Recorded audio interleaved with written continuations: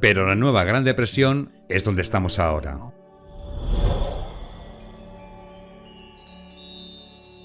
Inflación, desinflación, distinción realmente importante. Por supuesto, no podemos decir que no hay inflación. Hay inflación.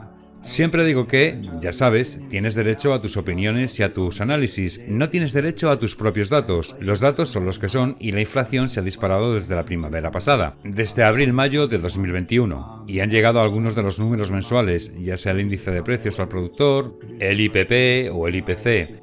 Están imprimiendo números que son los más altos en 30 años, a veces más. Así que estamos volviendo, si no a lo peor de los 70, al menos a principios de los 80. Pero en algunos casos, más para estas cifras de inflación. Así que la inflación está apareciendo, eso no se puede discutir. Puede discutir sobre el pronóstico, pero ya está aquí. Y cuando apareció por primera vez en abril, mayo, junio, incluso julio de 2021, se podría decir, y hubo los apoyos para hacerlo, que una parte significativa de esos son los que yo llamo efectos de base, y hay que saber cómo calcular la inflación, como lo hace el gobierno. Observan los datos mensuales y luego los comparan con el mismo mes del año anterior, así que es una comparación año tras año, pero solo por un mes. Luego toman ese número y lo anualizan. Entonces, sea lo que sea, multiplicado por 12, hay un poco más de matemática, pero básicamente anualizan eso. Y ese es el número sobre el que lees en los titulares. Bueno, si decimos abril, mayo, junio de 2021, estamos calientes. ¿Qué estaba pasando en abril, mayo, junio de 2020? Porque esa es la comparación, donde la economía se había cerrado. Quiero decir, literalmente cerrado. Ahora, el peor colapso desde 1946 y uno de los peores en la historia de Estados Unidos. Así que no solo tuvimos baja inflación en 2020, tuvimos deflación. Los precios estaban bajando. Entonces, cuando llegas a 2021, la comparación año tras año, por supuesto que iba a subir. Y por supuesto, eso iba a ser de lo más habitual. Eso era completamente esperado. Es difícil desenredar lo que acabo de describir como el efecto de base de lo que se llama inflación real, aumentos de precios reales, pero las mejores estimaciones fueron que aproximadamente la mitad era un efecto de base. Entonces, si está viendo un número de inflación de 6%, y eso es más o menos lo que fue, podría decir, bueno, es una especie de 3 reales y 3 por efecto de base, porque estamos comparando con un año muy débil. Sin embargo, cuando llegaste a agosto, septiembre, octubre, el efecto de base comenzó a desaparecer, lo que, ya sabes, puedes decir, bueno, ¿qué estaba pasando en agosto, septiembre, octubre de 2020? Bueno, ese fue uno de los periodos más fuertes de crecimiento en la historia de Estados Unidos. Ese fue el otro lado. Bajó abajo y luego volvió a subir. No hizo todo el cambio de regreso, pero sí fue un fuerte repunte en el tercer trimestre de 2020. Entonces, por lo tanto, los efectos de base desaparecieron, pero la inflación se mantuvo caliente. No se desvaneció tanto como pensé que lo haría. Fue como, bueno, vale, los efectos básicos se han ido, pero la inflación sigue ahí. De hecho, según algunas medidas, e incluso peor. Entonces aquí estamos a principios de 2022 y como datos más importantes aún no tenemos los datos de diciembre, pero tenemos los datos de noviembre y tenemos algunos otros indicadores y todavía está algo caliente. Así que ahora estamos en un punto en el que dices, bueno, ¿es esto inflación real? Yo definiría la inflación real no solo como números, sino si es persistente, es generalizada, está en todas partes, se está autoalimentando, está aumentando las expectativas. Eso es algo de lo que preocuparse. ¿O hay algunas causas específicas que podemos señalar y decir, sí, está bien, eso está causando un poco de inflación, pero va a desaparecer? Así que ese es el debate, el mayor debate en economía en este momento. Les daré mi punto de vista, pero para ser claros, definitivamente hay dos caras de la moneda, sin juegos de palabras, definitivamente dos caras del debate. Y en particular, usted dice, bien, solo agreguemos un poco, los otros números han estado calientes, pero ¿qué los impulsa? Bueno, la cosa número uno son los precios de la energía. Y yo buscaría la desinflación, no estoy llamando a la deflación. La deflación es cuando los precios bajan. No puedo descartarlo, pero no lo veo. No está en mi pronóstico de medio plazo. Pero la desinflación lo es. Veo que estos números bajan del 6% o 7% anualizado, que es lo que muestra el gobierno. Ya sabes, bajando al nivel del 4% y eventualmente al nivel del 2%, que es donde estuvo de 2009 a 2019, durante esa expansión de 10 años, durante Obama y Trump.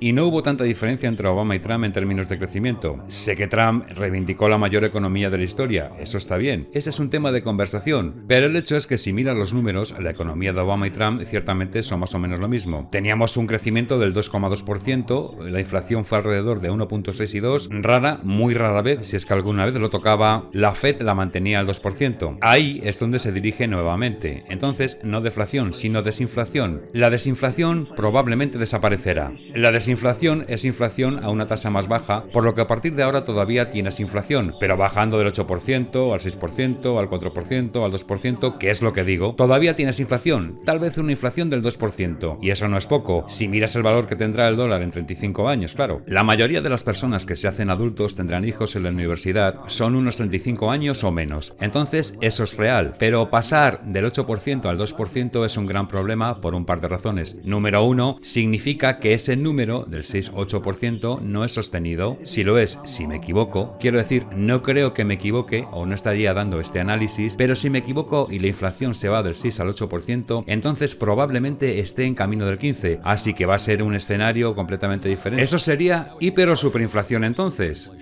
Bueno, te estás acercando a la hiperinflación en ese punto, sí. Y de nuevo, Kim, para que quede claro, yo hago el análisis, tengo un punto de vista, miro los datos numéricos, tengo modelos, así que ejerzo mucho cuidado con esto, pero no simplemente ignoro las alternativas, ya sabes, a veces te equivocas, tienes que ceder, así que sí, todos deberíamos estar atentos a los signos de inflación. Yo no los veo, veo desinflación, lo que significa que todavía tienes inflación, pero una tasa mucho más baja. Pero hay una gran diferencia entre, digamos, un 1,8% de inflación y un 6,8% de inflación.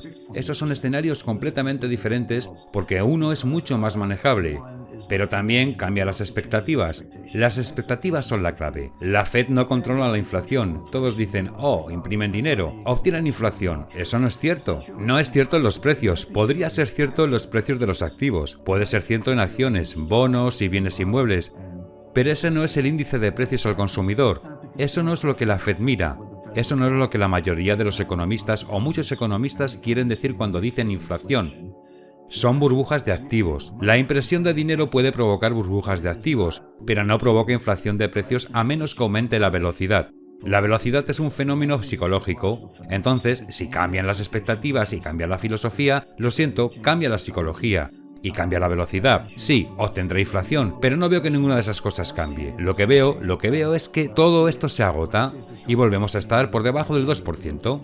Así que mi preocupación es, ¿por qué escribiste la nueva Gran Depresión? Bueno, antes que nada, gracias Robert. En primer lugar, tiene que ver con la definición de depresión. Y la mayoría de la gente no tiene una buena definición de depresión. Y los economistas ni siquiera usan lo que yo llamo la palabra D. No les gusta porque comparémoslo con la recesión, la palabra R. Bueno, así que la recesión está bien definida. Son dos o más, o al menos 2 trimestres consecutivos de disminución del PIB. Hay otros detalles y matices sobre el empleo.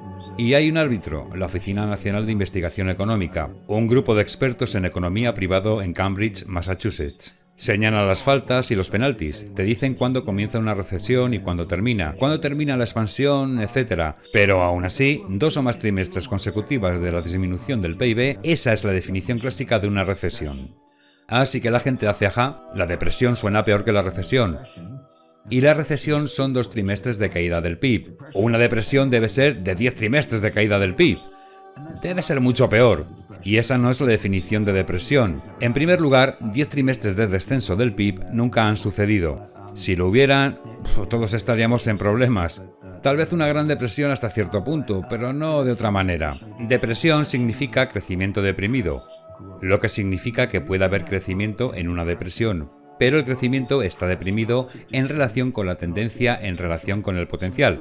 Entonces, en otras palabras, si su economía en la tendencia a largo plazo de recuperación, bueno, el crecimiento de una recuperación es 3,5%, que lo es, y si está creciendo al 2% que tuvimos durante 10 años, eso es crecimiento deprimido.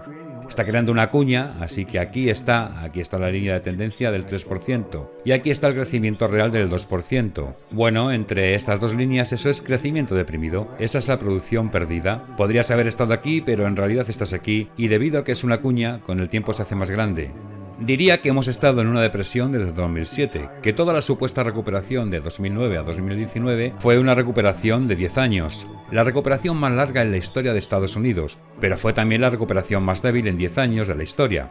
El crecimiento anual promedio para ese periodo de 10 años fue del 2,2%, pero para todas las recuperaciones posteriores a 1980, el crecimiento promedio fue del 3,2%, y si nos remontamos a las recuperaciones posteriores a la Segunda Guerra Mundial, está más cerca del 4%, así que si tiene una economía que puede crecer un 3-4% y está creciendo a unos 2, ese 1% dirá, ¿qué 1%? ¿Cuál es el problema? Lo siento, el 1% de 20 millones compuesto durante 10 años es un gran número. Está hablando de billones de dólares de riqueza perdida, producción perdida, desde la perspectiva del gobierno, impuestos perdidos. Entonces, esa es la definición de depresión. John Maynard Keynes lo definió así. Fue lo suficientemente buena para Keynes, es lo suficientemente buena para mí, así que obviamente estuvimos en depresión en 2007, pero la nueva Gran Depresión es donde estamos ahora.